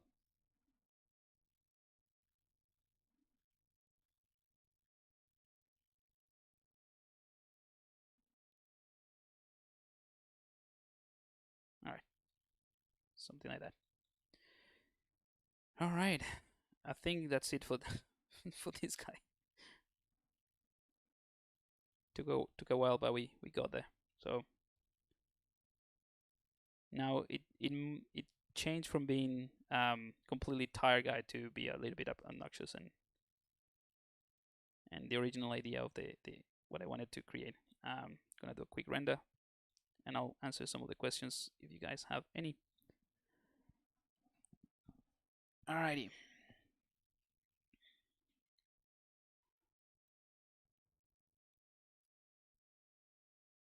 How Jupiter, how do I work on a face with symmetry after making a pose? It depends. It depends on. We'll have to have a look at the project really, but if you have a, you know, the topology, the underlying geometry is still symmetrical. So if you have the same symmetry on both sides, even though you have posed, you can go to transform palette and click on activate symmetry, and you'll see you have this use poseable symmetry. That's only if you have that ability. If you have symmetric or symmetrical topology, and that way you can work symmetrically, basically. So hopefully that helps. So basically, let me just show you. If you go to the face, right? This face, even though it's a Dynamesh object, is still symmetrical. So I can potentially just enable that. Let's do a quick save. Because again, the amount of points and the placement of the points in both sides are exactly the same. So I can go ahead and click on use poseable symmetry. And yeah, so you'll see wherever I place my points is symmetrical, even though this is not in a symmetrical pose. But it has to be done like that. Like you have to have the same geometry or the same placement of the points.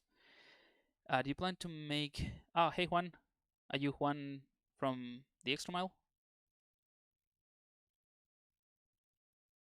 If you are, yes. So the portfolios, the reviews is like whatever you put in the community. Actually, tomorrow we have a Q&A, not a student session, but during the student sessions, that's when I do the feedback. But if you put it there, I will also give you some feedback for sure. I'll have a look at that.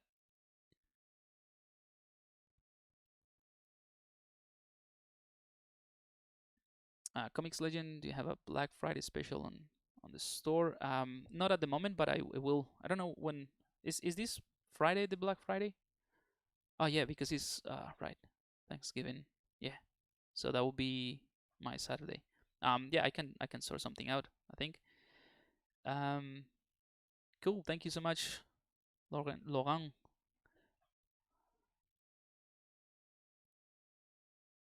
Having never used Photoshop before, what do I need to learn other than basic navigation for the Extra Mile course? Um, Justin, what do you mean about Photoshop? I'm not sure. Is it like the Extra Mile course is I take you through the whole my entire pipeline. So what we just did in this, let's say in this stream, would be equivalent to only probably the first module, the first and a half, the first module and half of the second one. The rest of the modules are about, you know, the full spectrum of the concept. You know, sculpting, texturing, UV mapping, retopology, rendering. So it depends on what the question is. If you never use Photoshop, that's a pretty important tool to finish the concepts, but it doesn't have to be Photoshop. You can use Affinity, you can use Krita or GIMP. It depends. Is this how you do it in your personal workflow of stream?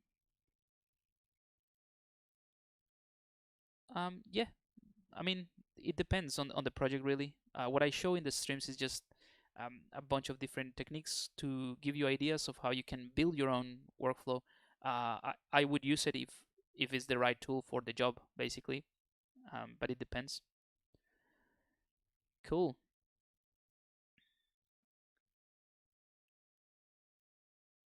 I was wondering, when do you no longer need poly groups in the hands?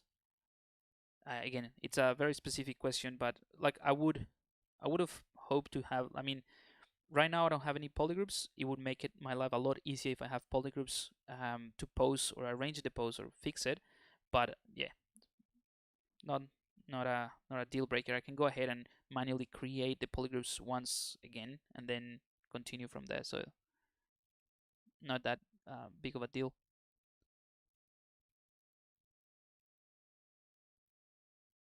Cool one. Yeah, awesome. No worries. Just hey Ivo, how you doing? A couple of extra milers here as well. Yeah, so just put it in the community.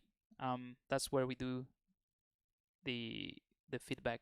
And if you're referring to the portfolio like one-on-ones, that was something that was one of the one of the bonuses for the course last, not the last one, the last before the previous one, basically the previous enrollment. All good. So did I use the transpose for the mesh? Yep, absolutely. All right, so I think I went over my time here, so I'm gonna leave it here, guys. Thank you so much for joining the stream. Hopefully you found something of value in these techniques. Again, it's just a bunch of random stuff, but you know, they all amount to something at least, hopefully. So if you wanna have like previous ones, yeah, just have a look at the previous streams. Once this one is ready, I'll put it as well in the ZBrush guides website. And just before I go, just in case some of you didn't see this announcement before, so this is a training that I'm doing for absolute beginners in ZBrush. I'm gonna show you my steps of how I got started, like how from all the different steps and all the different things that I did to try to understand ZBrush when I first started. I sort of like, yeah, resume, and I basically condense everything into 7 steps that I think are the keys to learn ZBrush.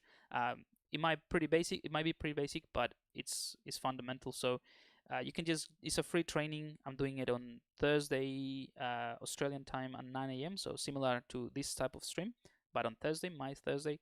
So you can just go to the 3D concept artist and grab your spot, click on here, and then it will take you to this website. And yeah, you can just register. I have limited number of seats that I can have. My Zoom account only has a few, like, yeah, I have a limit on those who can join. But if you're interested, if you've never used ZBrush before, or if you sort of like opened it and you felt like, frustrated the way that I felt at the very beginning, maybe this one will help you clarify a couple of things. But yeah, like I said, it's for absolute beginners. So you can join with no prior knowledge of ZBrush. You can just, if you like what you saw during this stream in terms of what the tool can do and all of that, and you're interested, maybe this webinar can help you get started a little bit faster. Alrighty, guys. So I'm gonna leave it here, and hopefully you enjoyed today's stream, and I'll see